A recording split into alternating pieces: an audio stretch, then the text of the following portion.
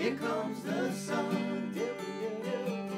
Here comes the sun. And I say, it's all right. Welcome, everyone. Hospicare and Palliative Care Services, along with Women Swimmin, welcomes you to enjoying the swimmer's journey. My name is Sarah Worden, and I'm Assistant Director of Community Engagement here at Hospicare.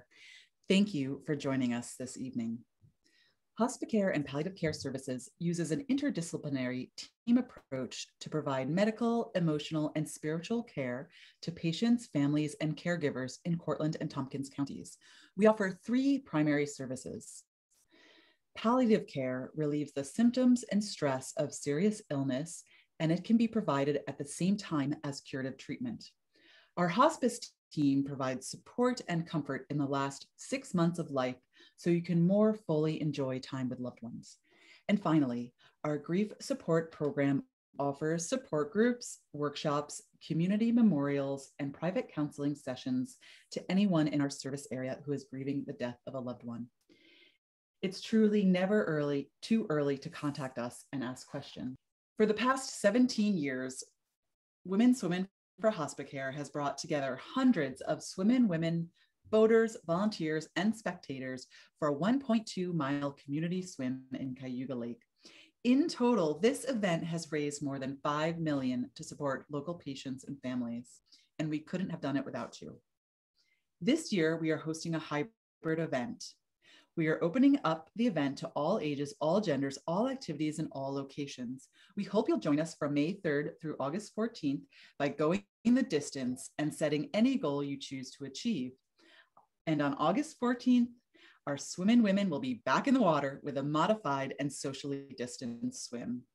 Registration opens May 3rd, and we'll hope you'll join us. Visit womenswimmin.org for more details. And now, without further ado, I'd like to introduce our guest speaker tonight, Shane Eversfield. Shane Eversfield, aka the Zenman, is an avid triathlete, total immersion swim master coach, and personal trainer at Island Health and Fitness. Over the years, Shane has become a beloved member of the Women Swimmin for Hospicare community and has helped many women train for their voyage across Cayuga Lake. Welcome, Shane. And I'm reading now in the chat box that it is your birthday tonight. So first off, happy birthday. We are truly so honored that you've chosen to spend it with us. We're thrilled you're here and can't wait to hear your presentation. Thank you, Sarah and Terry, for inviting me. A very happy and healthy Earth Day to all of you.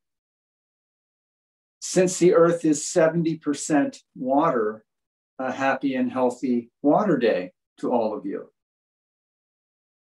The Hawaiian word for fresh water is vai, and the Hawaiian word for wealth is vai, water, water.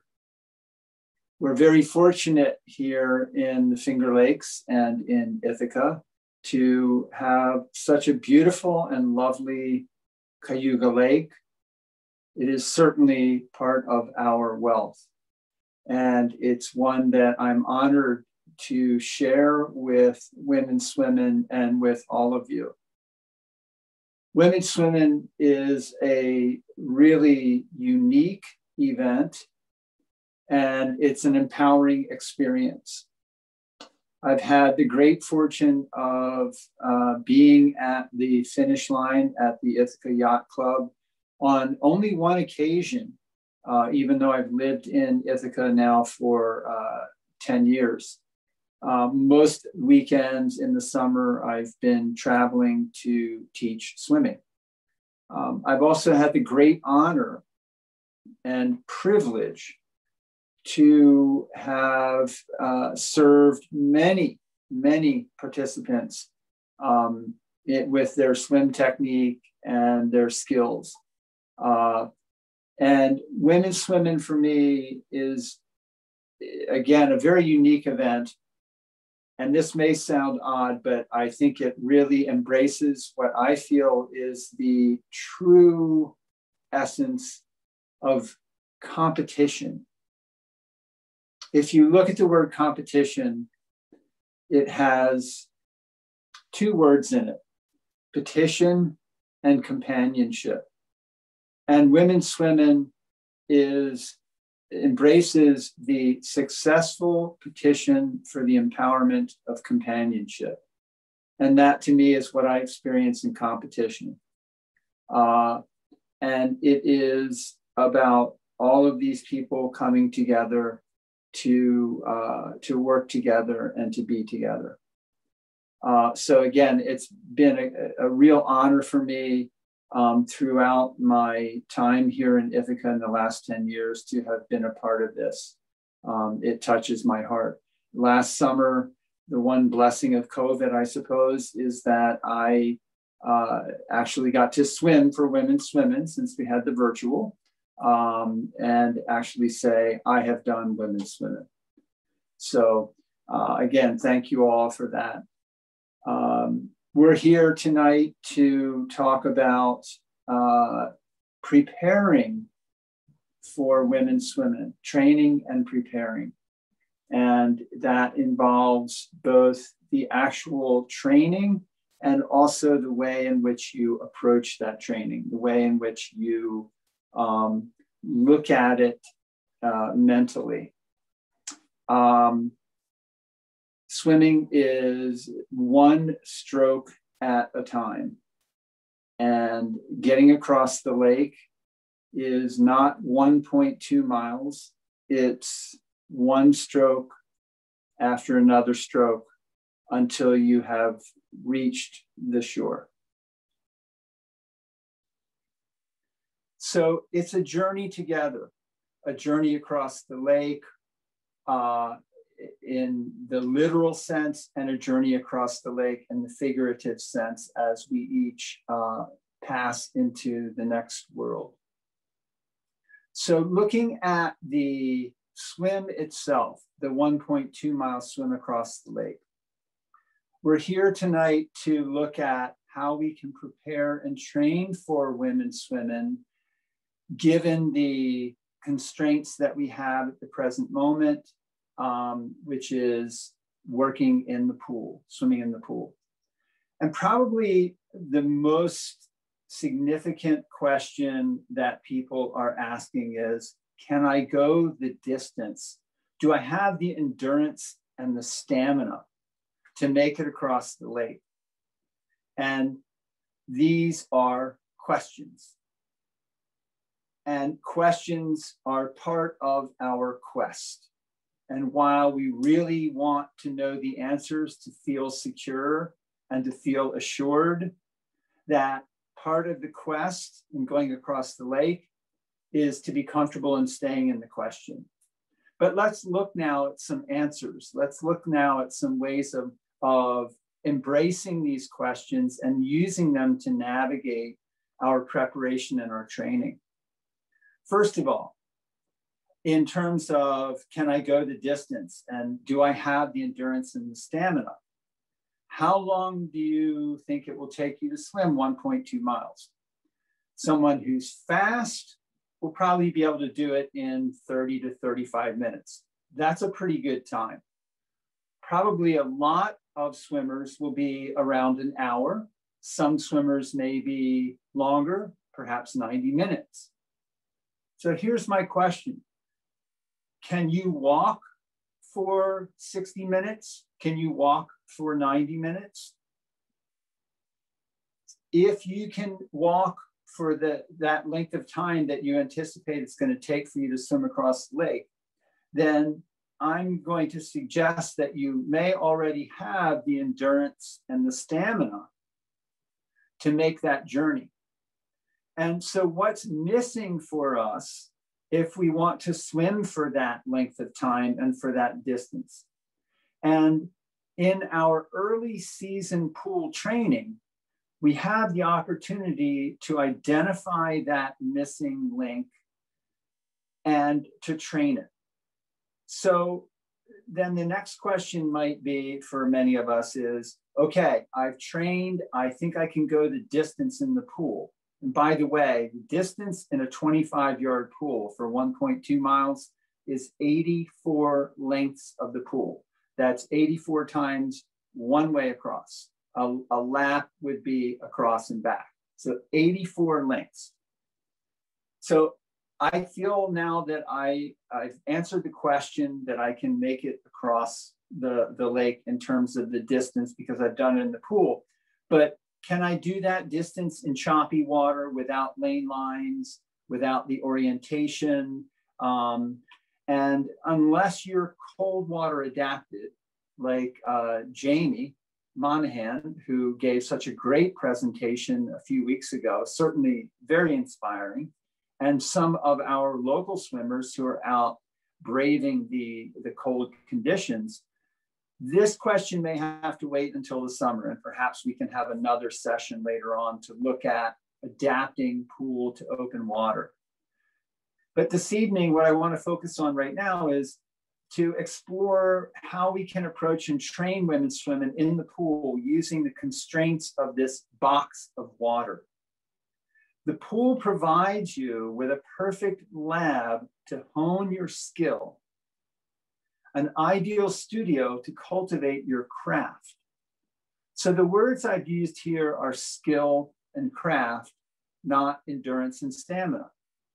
Rest assured that if you get in the pool and you train, you're going to be developing that endurance and stamina.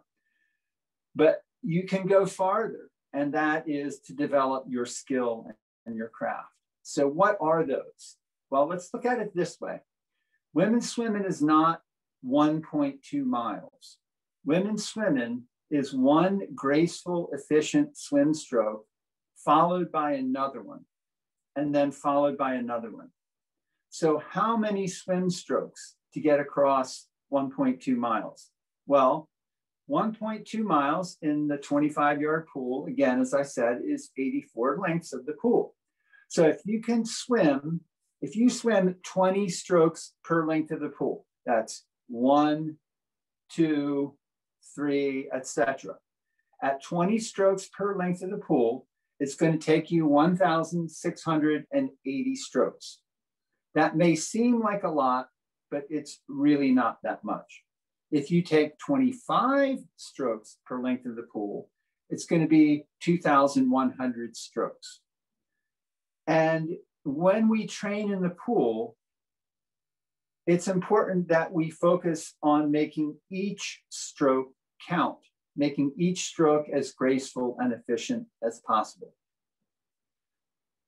Another way of looking at this, imagine that you are creating a painting. A painting is done one brush stroke at a time, and each brush stroke counts.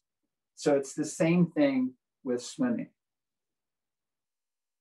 So your training and preparation for women swimming, we want to look at how is it that I can focus on making each stroke graceful and efficient? What do I need to do that? What kind of guidance?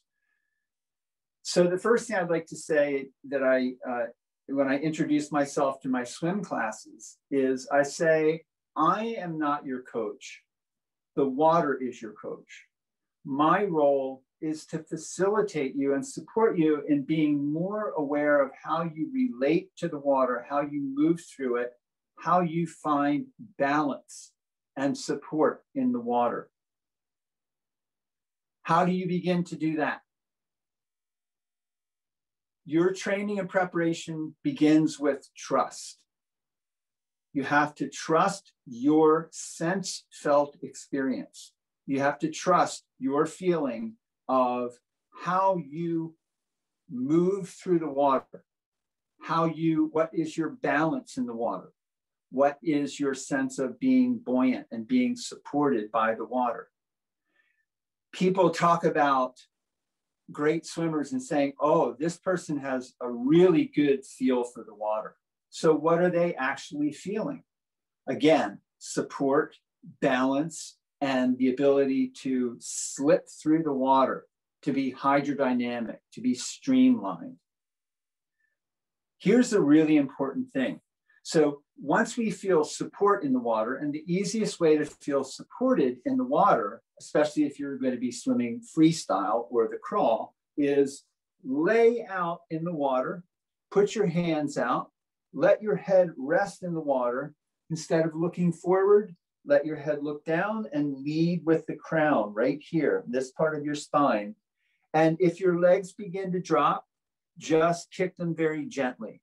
The more relaxed your body is, the more buoyant you will be. The more tense your body is, the less buoyant you will be.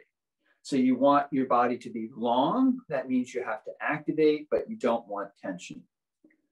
So when you feel support, the next thing is balance. And we've looked now with having the arms out in front, relaxing the head, that will help to keep your legs up.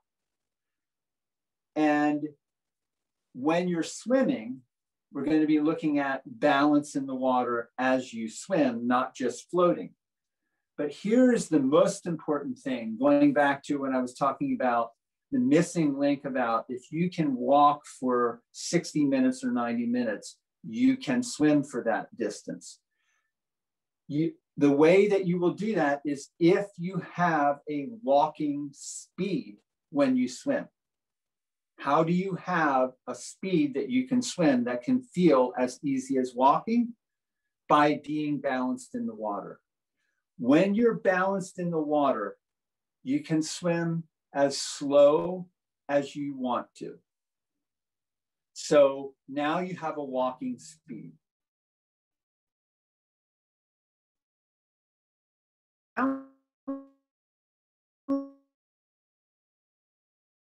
It's for efficiency.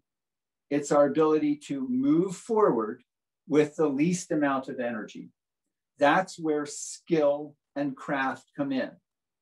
Then your endurance and your stamina, you're able to use them in the most efficient way. So whatever your physical ability is, you're going to be able to use it in the most efficient way if you have the skill and the technique. So efficiency in swimming. How important is it? How significant is it? Novice swimmers are 1% to 3% efficient in the water. That means the rest of their energy is lost to drag, is lost to the thickness of the water. The best swimmers in the world are 9 to 10% efficient. That's not a very big point spread between the beginner and the Olympic gold medalist. If we can improve our efficiency by a single percentage point, we can see a marked improvement in our skill, in our ability to get across the lake. So dolphins are 90% efficient.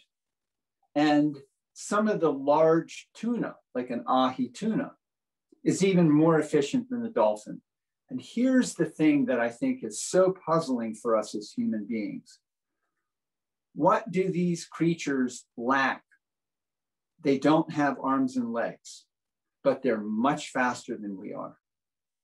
And this is, I think, is one of the most incredible things is they have very few moving parts, just a tail. And in the case of those tuna, they barely move their tail at all. And they're able to go for a long distance at 25 knots, which is more than 25 miles an hour. That's pretty amazing. So efficiency in swimming, we want to be more efficient. We want to be more like the dolphin.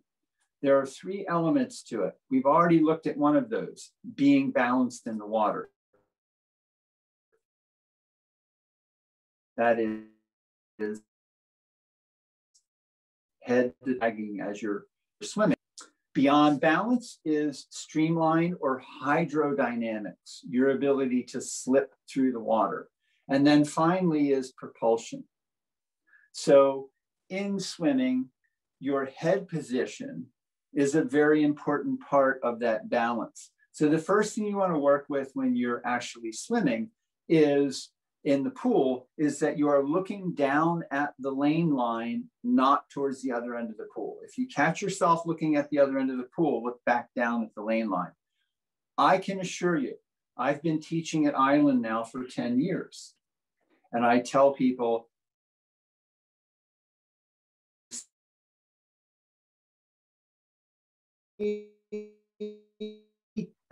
I've been there 10 years, that T has never moved.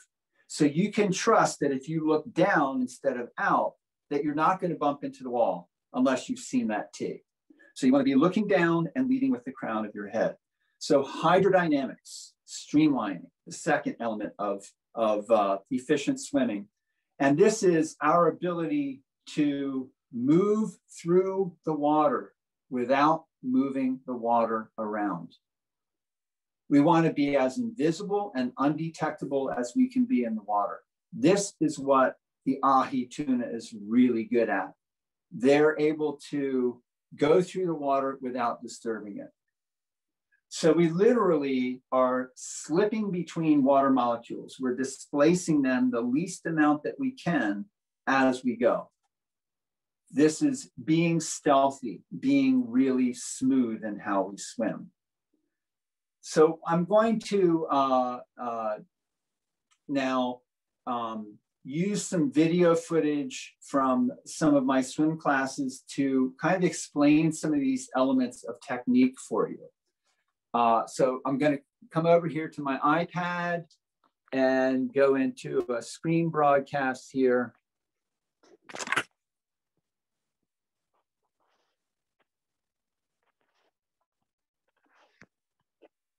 All right, and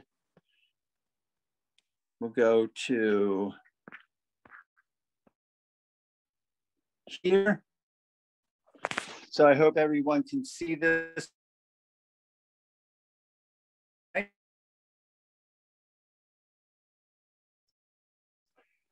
Certainly, I am wheeling it through, but I'm letting you see a couple things. First of all is balance. Notice that the two swimmers here do not have to kick very much to keep their legs up at the surface. The reason that they're able to do that is, as I mentioned, is head position. Let's go back to where both of us are looking down. So right now our vision is down towards the bottom of the pool. We're leading with the crown of the head. This is really, really key to swimming. If you look forward towards the end of the pool, you're going to have an arch in the back and your legs will probably drop. So next thing that's really important when you swim is having your lead arm out there. So you notice for both of us here, this is our glide or our skate position. Look at how long our bodies are from toes to fingertips. We want to keep that lead arm out as long as possible until we're ready to rotate the body and switch to the other side. All right.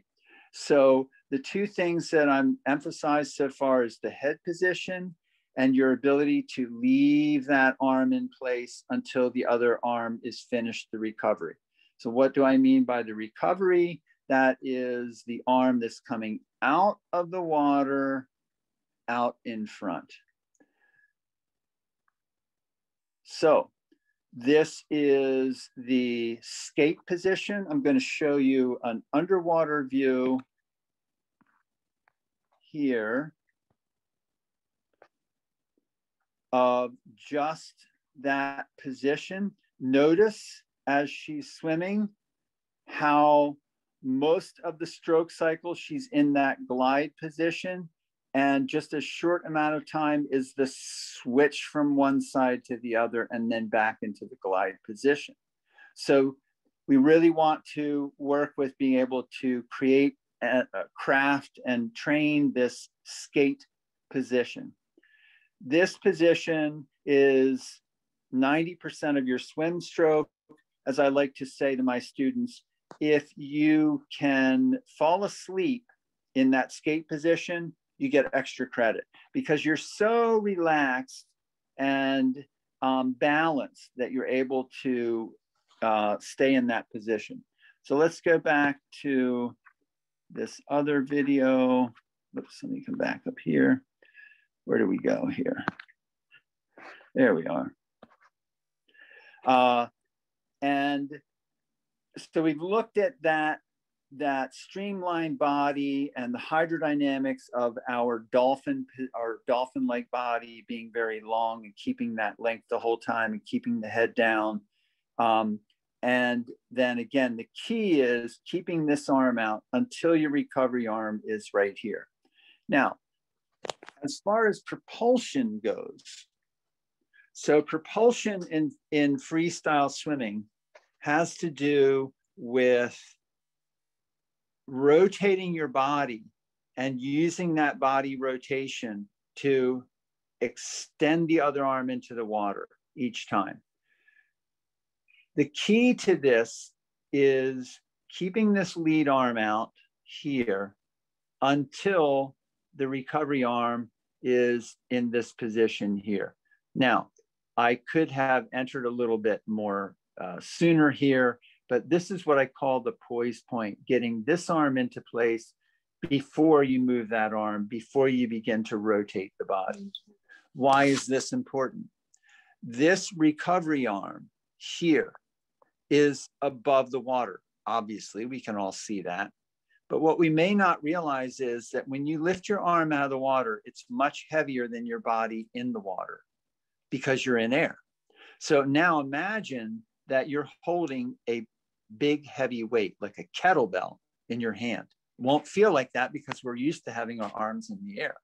But if you can get that weight out in front of your body like this, before you begin to rotate, and again, the key to keeping that rotation from happening, leaving that lead arm out. Once you get into this position, then you can begin to pull this arm back and focus on using your rotation, your body rotation, to drive that arm forward. So again, we see that here and here and here each time. What we're using the kick for is simply to help the body rotate. We're not using the kick to move the body forward. We're using the kick to rotate the body. So now let's look a little bit at breathing. Freestyle is the most efficient swim stroke, but breathing is difficult with it.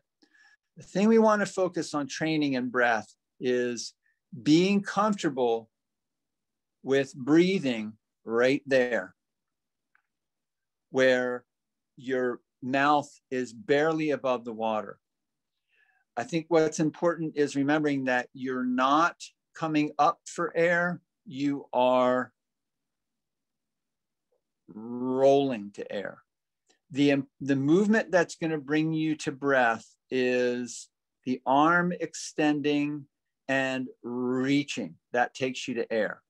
So what you'll notice with Alex swimming next to me here is, and she just had finished, this was the last class of our 8-session level 1 class. She did an extraordinary job. But you'll notice with the breathing, there's always a tendency to feel like, oh, if I lift this recovery arm really high, I'm going to be able to get more air. That feeling like, oh, I really need to rotate and lift the arm. Well, what happens when you lift this arm up over your head, you can see her elbow is stacked up over top, is now you're hanging that kettlebell weight right up over your head, which makes it very difficult.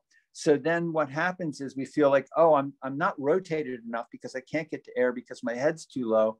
Then we want to rotate farther.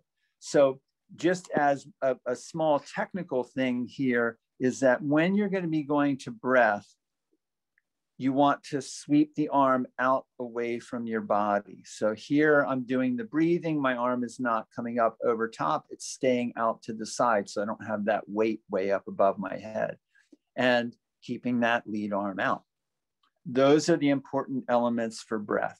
Even in open water, you don't want to come up for air. You want to roll to air. You're going to create a little pocket of air there for your breath. So that kind of gives you some elements of the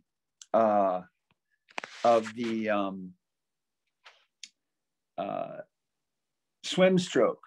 And I'm going to stop that now.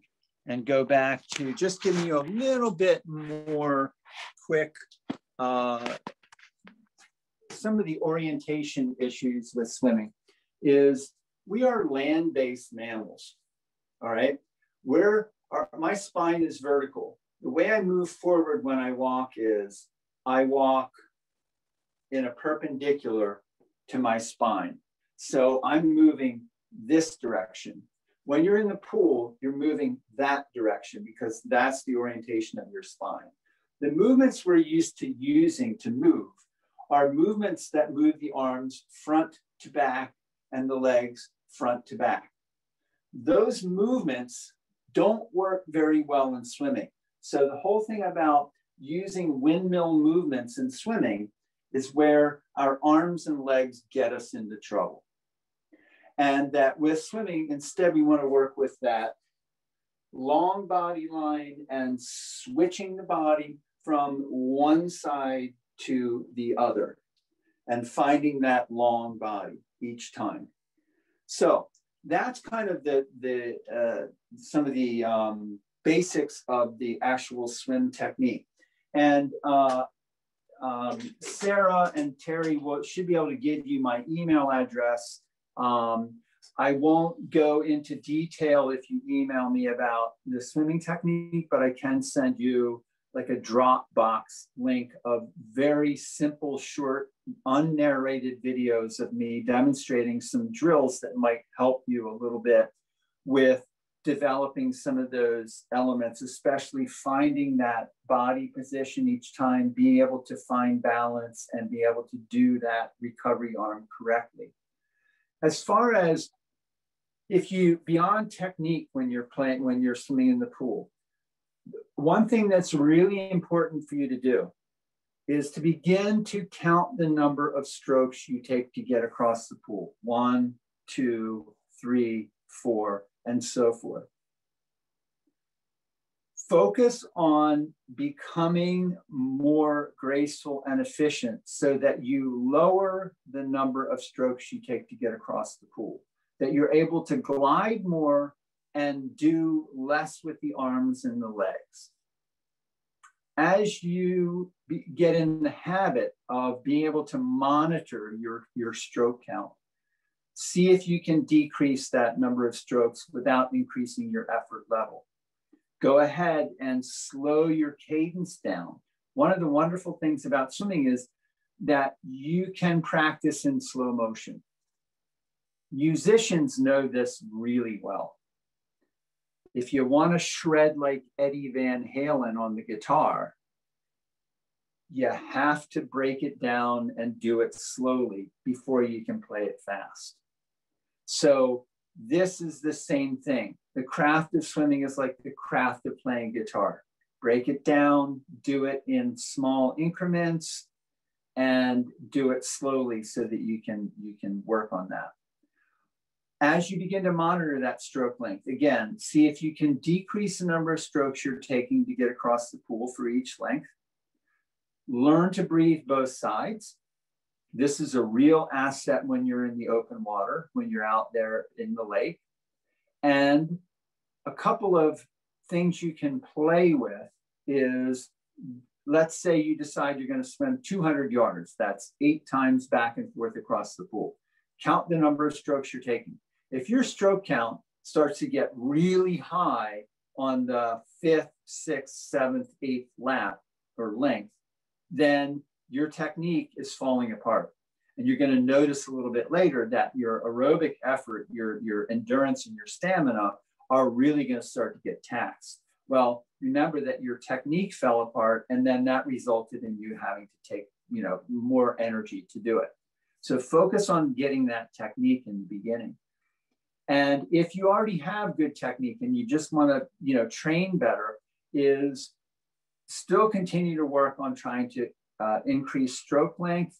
And you can do some strength type exercises in the pool by trying to really lengthen out your stroke and get across the pool in the least number of strokes that you can. I like to, when I warm up, play a little game that I call yin yang. So as I go down one length of the pool, I'm focused on really getting a lot of snap and torque in my body and really getting the length and trying to take the least number of strokes I can to get across the pool. Then I will rest. On the way back, I'm going to try and do a really quick turnover from one stroke to the next, but still feel that I'm able to snap the body and not turn it into the spin cycle on a washing machine. So these are just one drill that you can play with, is what I call yin yangs. And then the other is working with different lengths, different intervals, like 100 yards, 200 yards, 400 yards. 400 yards is basically a quarter of a mile. And being able to have that sense of you know, developing pacing that will allow you to do that. So that's pretty much what I had to present. I'm really open now to hearing your questions. So I'll now come back to Sarah and let you talk a little bit. Excellent. That was really fascinating. Thanks for sharing everything, and awesome with the technology. I love the video and the writing on top of it. So we have time for questions. So you can either drop your question into the chat box, or if you'd like to ask your question live, you can raise your hand. So if you have an updated version of Zoom, you can just go to the reactions button at the bottom of your toolbar, click on reactions, and then there's a raise hand button. Or if you have an older version of Zoom, then you open up participants and then find your name there and raise your hand there. There's a raise hand function. So please step on up to the microphone and we'd love to have you ask some questions. Great question just came into the chat box. I was wondering this myself. When is your next class? Oh gosh. You know, for all of us, the world changed after COVID. Until COVID came around, I was teaching a lot at Island, and then we got shut down March 13th. I walked out of the building at 5 p.m. on March 13th of 2020 and did not walk back in there again until sometime last December. In the meantime, since Island is part of CMC, I got, they said, wow, you guys want to help us do COVID testing. So I've been involved in that. I'm now working 50 hours a week up at College Town, keeping Cornell live and direct. It's been an incredible experience. I am currently teaching a group on Saturday mornings. The COVID, you know, the COVID is definitely challenging. I would like to begin to teach another group session probably at the end of May, beginning of June. So email me and we'll see what we can do to offer some more classes. I really love teaching. We work in the warm pool, and to me, it's really about learning to play. Nice. And do you do private lessons as well? Yes, again, it's time constraints primarily is the thing, but I do private lessons. It's a lot more costly than doing the group class, but certainly I can do that. I do the video that you saw there. I can shoot video and then do the full video analysis using that program. Nice. Okay, great. Next question is, do you recommend training with fins?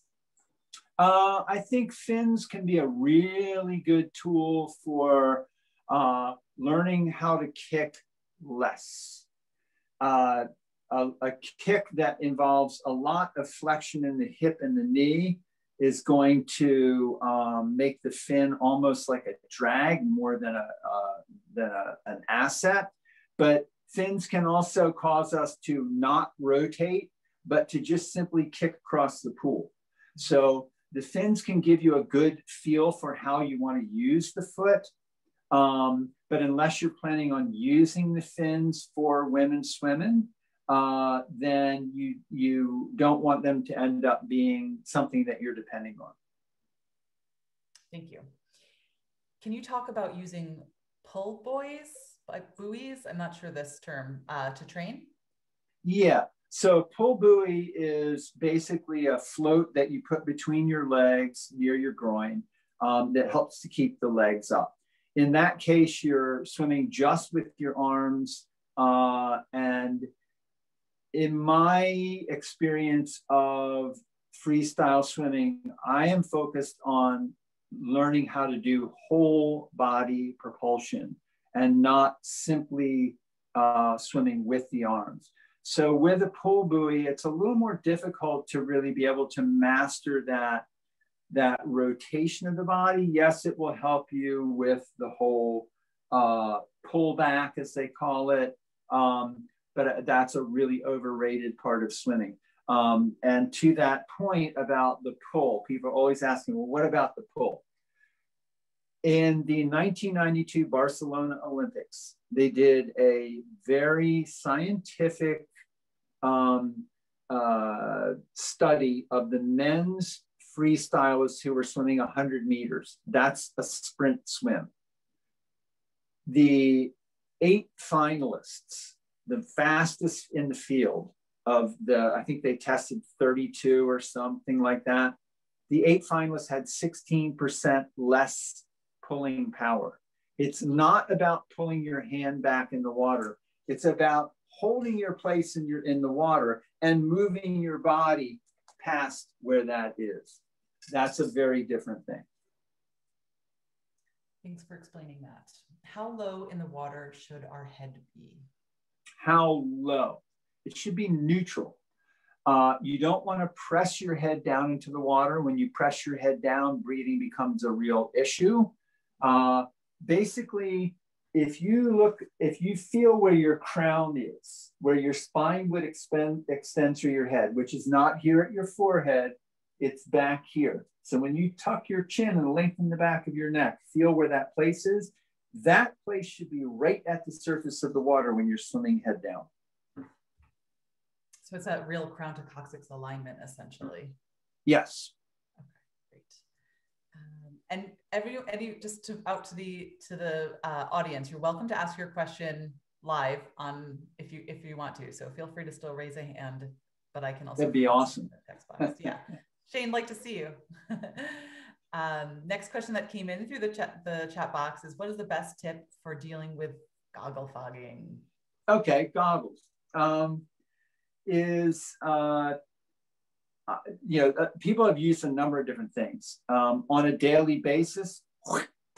Spitting into your goggles, rubbing it around and rinsing it. Once your goggles get really old, they tend to fog more.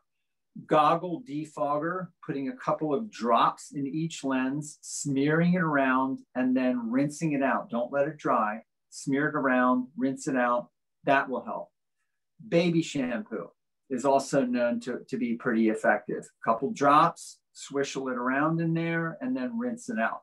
But if you're really still having trouble with fogging, even when you try these different treatments, it's probably time for a new pair of goggles. Good to know. Any tips for purchasing goggles? They got to fit. And most goggles, you can order them online. The cases for any goggles, whether you buy them locally or order them through the internet, the cases are going to allow you to open the case and try on the goggles without destroying the packaging. And it's a trial and error thing. It's like dating. You gotta find what works.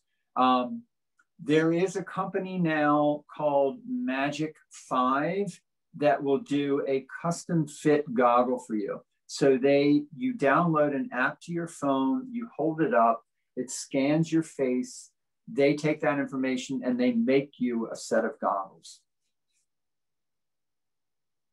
Professional. Next question, how to deal with water in our ears? Swim cap for me is really, really good. I keep the cap over my ears. Earplugs or the soft like ear wax type stuff is really good. In fact, I'm not a cold water swimmer, and props to Jamie. But a lot of my friends who are channel swimmers, the one thing they do, they're only allowed to use a latex swim cap and a Speedo or, a minimal swimsuit. But they all swear by using earplugs or the soft wax that you put in your ears. They say that keeps them warmer. as well as keeping the water out of the ears. For the class at Island, do you have to be a member? No, that's open to members and non-members. Okay, great. So it's just you need to have a pool to practice in. So if you're not a member at Island, the one thing I really emphasize is if you're going to take the class, you need to practice in between the sessions. So you have to have access to a pool. Can you practice in the lake? Sure. If people are, geez, go for it. I won't be in there probably till mid to late June. Speaking of lake swims, for Women Swimmin, do you recommend a variety of stroke? Any in particular? I really feel that, each person's journey is unique, and I support people in whatever works for them. I really want to support each person in their unique journey. It's just like each person's process of dying is like, I'm relating this to Hospicare, is unique. And there is no one way to swim across the lake. Freestyle is very efficient. People like the breaststroke because they can keep their head up more. Breaststroke is a really inefficient stroke. It takes a lot of nuance and a lot of skill to do it in an efficient way. But I think one of the most wonderful things about Women Swimmin is that you embrace all different levels of swimmers. You have the swim angels, the kayakers out there to support. This is not about, a technical issue of whether people touch a kayak or whether they're doing this stroke or whether they're wearing swim fins or whatever. It's about each person having their own journey. Nice, thank you. Can you discuss the freestyle kick? A little more detail about that. Yeah, so again, our sense of kicking is a lot of hip flexion and knee flexion. I don't know if I can, let me see if I can tilt the screen a little bit. So I can't really get my leg too much. But essentially what we're doing often with the leg when we think of kicking is a kind of a hip flexion, knee flexion type of thing. So a lot of amplitude in the kick. Let me turn, I don't know if I can, anyway. So if my arm was my leg, it would be a lot of hip and knee. This is what we do with our legs to kick. Like think of kicking a ball. You're going to bend the knee, stretch the hip back, flex the hip, and kick the ball through. Doing that where your legs are going outside of the tube that your body is creating in the water. Remember, you're slipping through the water. Think about that ahi tuna. The tail of the tuna stays completely hidden behind that slender body. Their tail doesn't go outside of there. They're not doing a lot of this. Now, if you are an elite pool swimmer, you're going to use a very vigorous kick to do your swimming. But for swimming across the lake, for most of us, it's not going to be about kicking your way across the lake. The purpose of the kick in freestyle, initially, even for really elite swimmers, is once your body's in this position, that poised position where you're ready to rotate the body to the other side and extend the arm. Once you're in this position, you're going to kick the low leg. That's the leg where this arm is, not this one. And when you kick that leg, it's going to rotate the hips and help you drive.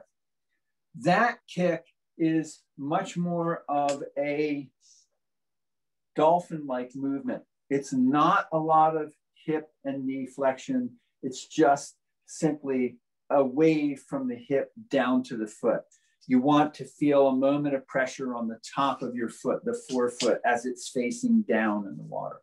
So primarily in freestyle, we talk about a 2-beat kick. That is one kick per leg.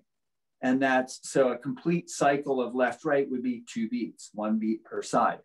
A 6-beat kick is 1, 2, 3, 1, 2, 3.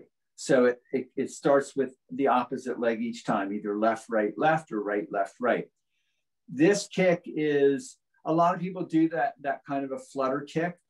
In an efficient stroke, that first one, that first beat is the one that helps you to rotate the hips. The other two are either balance compensation or actually moving you forward. So excessive kicking among most beginning swimmers is an indication that they're just not feeling balanced.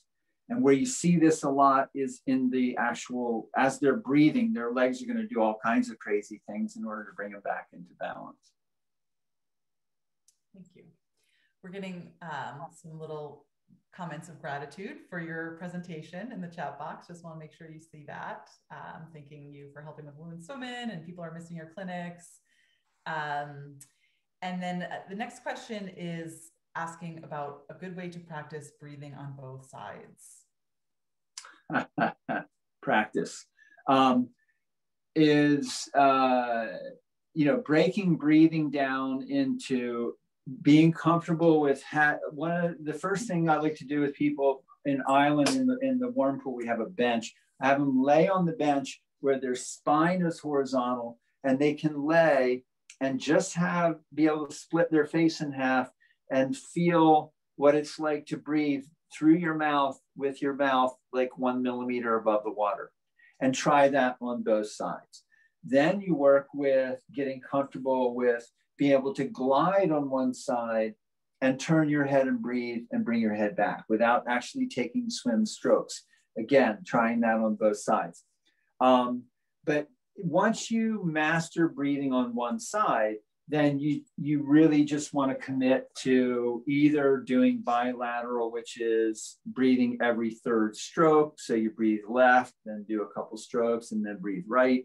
Or focus on breathing on that side of opportunity, as I call it. It's not your weak side or your bad side, it's your side of opportunity.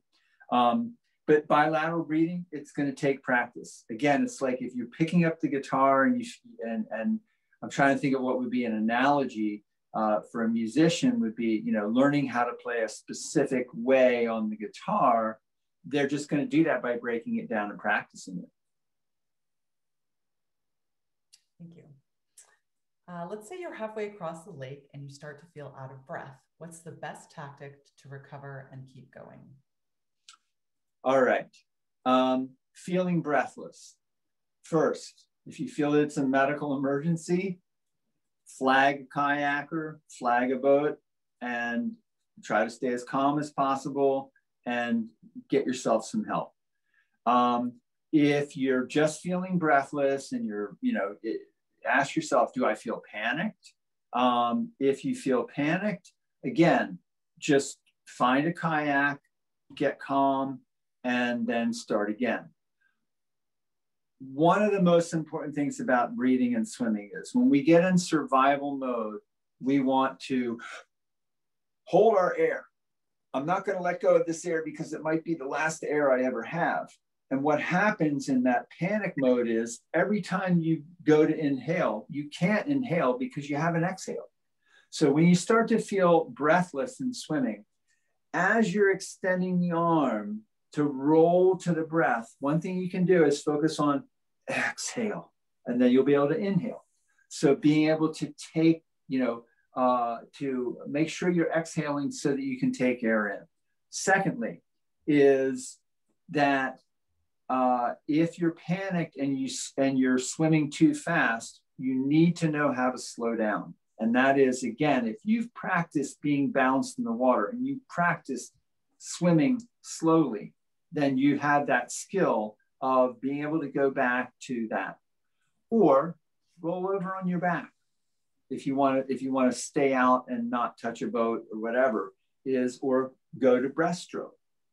But ultimately, if you feel panicked out in that lake, just find your kayaker. Everybody's got a escort with them, and they're there to support you. So really use those resources. Great, thanks. Can you recommend a movement practice that you do outside of the pool that supports your swimming practice? Any other exercise or movement practices that you use? You know, looking at it from a kind of a personal trainer standpoint is looking at the planes of movement. Okay, again, moving your arms and legs forward and back is a lot different than rotating the body. So in terms of freestyle, you know, outside of the pool, to me, one thing that's really important to practice is how you move your recovery arm. That's the arm that's moving outside the water. A really important thing with swimming is to make sure that when your arm is extended and you're in that skate position, that this arm here, the recovery arm, that you don't pull it behind your back to begin your recovery. Because when you do that, you're going to reach a blind spot and you're going to start to tear up your rotator cuffs trying to force that arm through there.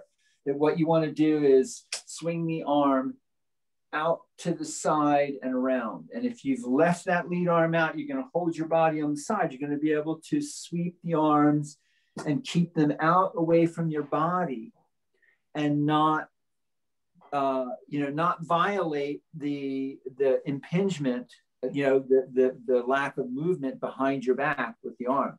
So it's what I think a good dry land is just making sure that you're doing that movement correctly. The thing that I really recommend is Pilates and yoga. The thing with swimming is your strength is your ability to keep your body long, strength through length. And that is the slogan that Joseph Pilates had when he first started Pilates. We've got a lot of Pilates studios here in Ithaca. I think some of them are starting back up in person. Island also offers a lot of Pilates, both virtual and in person. But I'm a big believer. I practice on my own quite a bit of Pilates and yoga, and that's really key. You know, right now we can't do a lot of swimming, so you really want to have good functional strength. But, you know, just suggesting simple exercises is things like front planks, side planks, things that are going to help you stabilize your core from your core all the way through your extended arms. And last question that came in via the registrations was, do you have any tips, strategies for swimming in wavy conditions? So the water starts to get choppy and you're out there. Sometimes it can cause, you know, swallowing water, difficulty breathing. Any tips for that? So I'm really glad that question came up, because one of the things that I like to say is that, you know, learning how to swim in the pool is like playing classical music or pop music. And that is, it's very metered, it's kind of predictable, and that's not putting any of that music down at all. But you know, it's planned out. So you're in a consistent environment that you can count on. When you're in open water and the conditions change, it's like playing improvisational jazz. You really have to go with the flow. In terms of chop, okay, so chop is generated by, by the wind. It creates some very rough surfaces. One of the best swims I ever had, just the one story I'll tell here, was when we were in the US Virgin Islands. So I've had the great opportunity of teaching, being part of a team that teaches open water swimming down there in the winter. We were swimming around St. John and heading down the coast. It was probably about a 5K swim. And we got out into the channel between St. John and Tortola, and there was a lot of squalls, rain squalls coming through with really high winds. So we probably had chop that was honestly like 3 to 4 foot high. So we had to swim in those conditions. And the two things are, when you're underwater, it's really calm. When you're above water, all hell breaks loose. And that the best thing you can do in chop is not try to swim up over the chop, swim through it. Stay down, stay low. And again, this is the part where the improvisational jazz comes in, is you've got to be able to change the rhythm of how you're swimming to work with the chop that's there, regardless of the direction that it's coming from, and being able to kind of sense the rhythm that's going to allow you to turn your head and find that pocket of air each time. And the more relaxed you are, the easier it is to get that sense. If you start to panic, you're not going to be reading the water. It's going to become a lot more difficult. The other thing is, where's the chop coming from? Is it coming from in front of you, from one side, from the other? Generally in the lake, I don't know, you're going to be swimming out and back, I guess, from the pier out and then coming back, probably straight out into the lake, or are you going to go contour the lake? Anybody know? It might be weather dependent, but we're thinking about starting at the north dock, arcing out into a kind of a rounded triangle in the middle of the lake, and then coming back to the south dock where swimmers usually get out. Okay. So with that, yeah, it's going to be like an out and back. Typically, the winds can be from any direction in Cayuga Lake. Oftentimes you're going to notice that they're kind of either north or south with an east-west skew. So you're likely, if it's coming from, like, let's say the southeast, as you go out, you'll have it on one side of your body, maybe pushing you a little bit. And then as you turn around and come back, it's because you're facing the other direction, it's going to be on the other side of your body. So being able to breathe both sides is really key. And it's interesting, most of the time you're going to be wanting to breathe. If the chop is coming from my right side, I'm going to be turning to my left to breathe.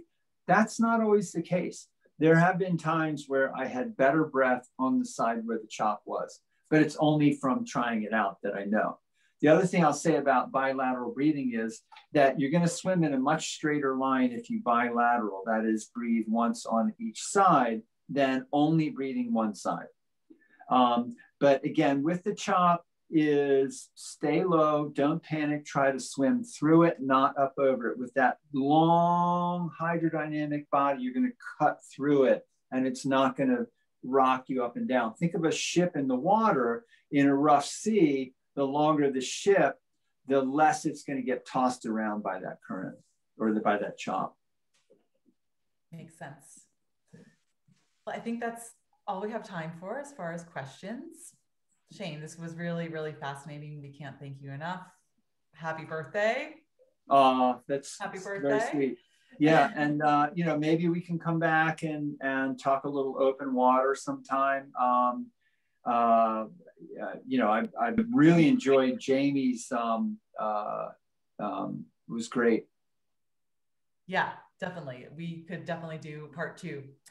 So everyone, thank you so much for coming tonight. We hope to see you. Registration opens May 3rd.